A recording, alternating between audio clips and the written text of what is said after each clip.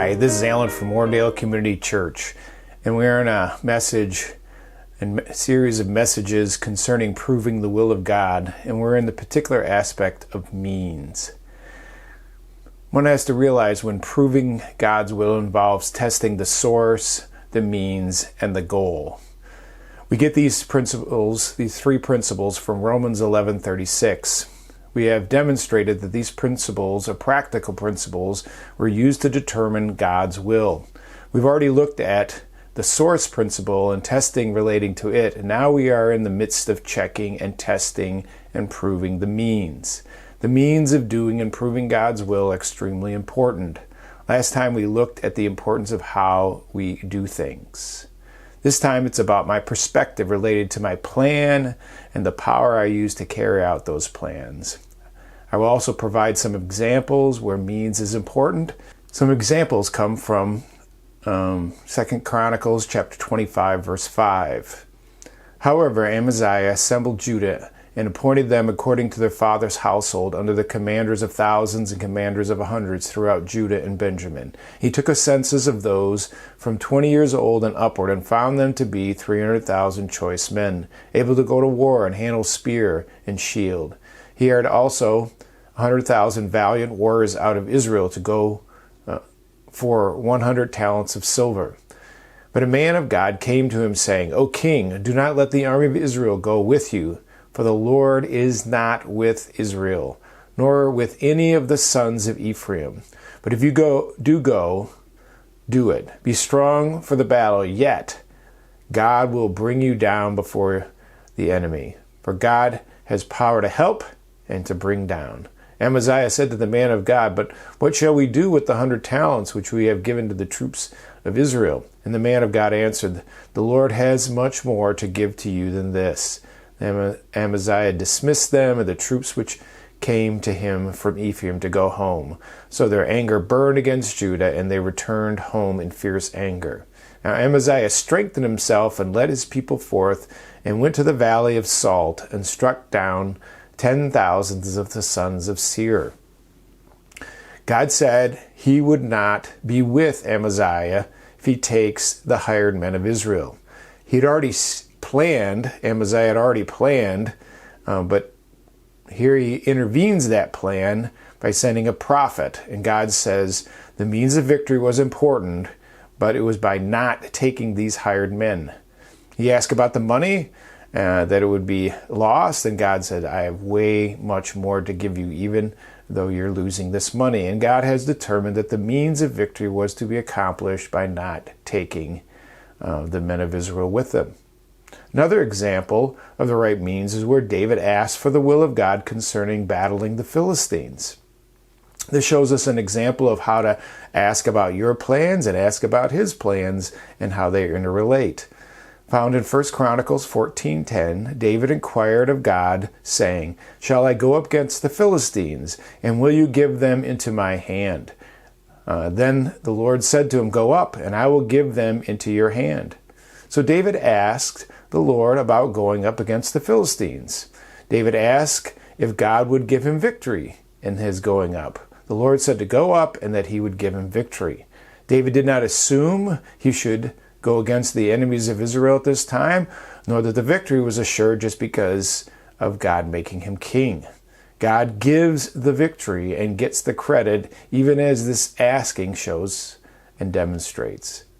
God changes the method in another place for David, but he is still the means. 1 Chronicles 14:14. David inquired again of God, and God said to him, You shall not go up after them. Circle around behind them and come at them in front of the balsam tree. God had given him the exact means to gain the victory over the enemies. He was not to use the means previously given against the Philistines. He was to hit them from behind. 1 Chronicles 14:15.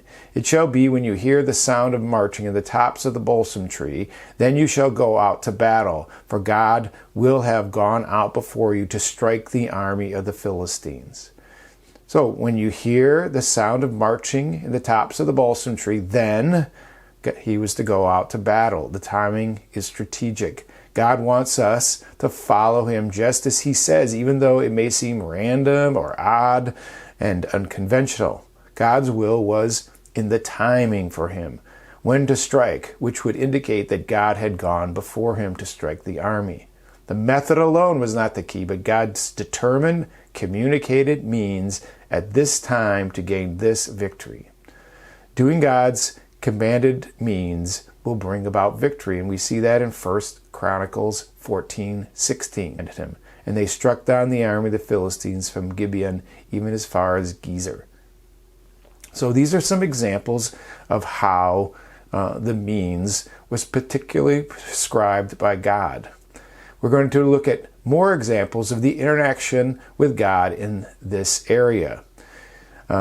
We are to purposely consider proving the plan, power, and my perspective as areas of determining the means in a matter.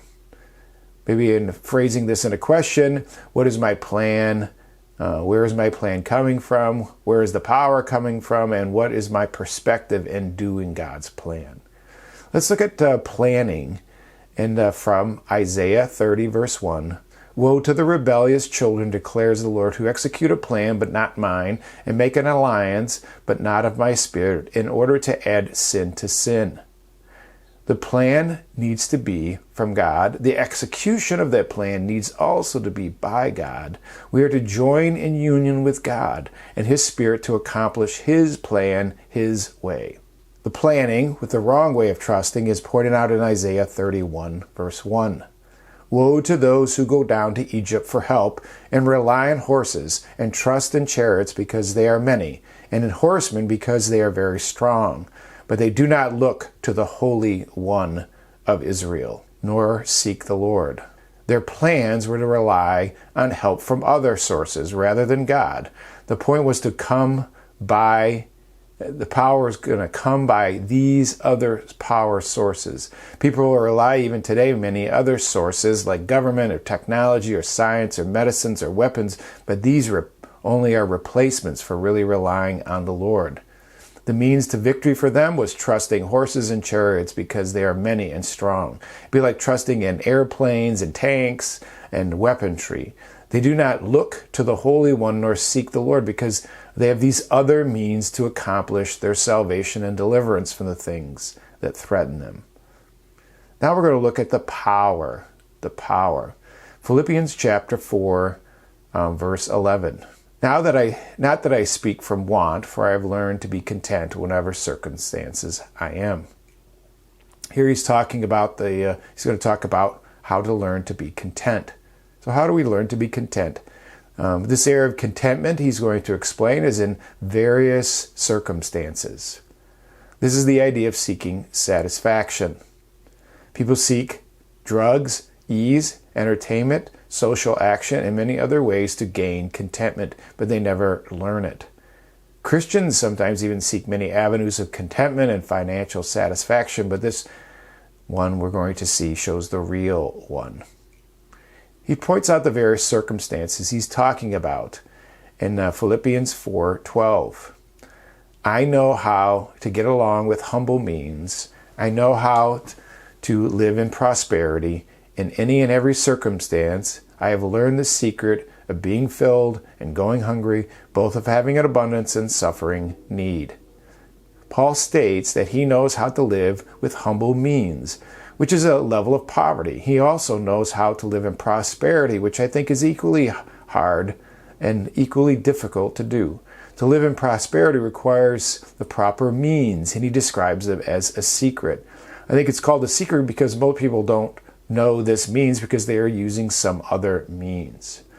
This is not the popular, advertised, and promoted means of contentment. Prosperity seems to assure contentment by itself, but it does not.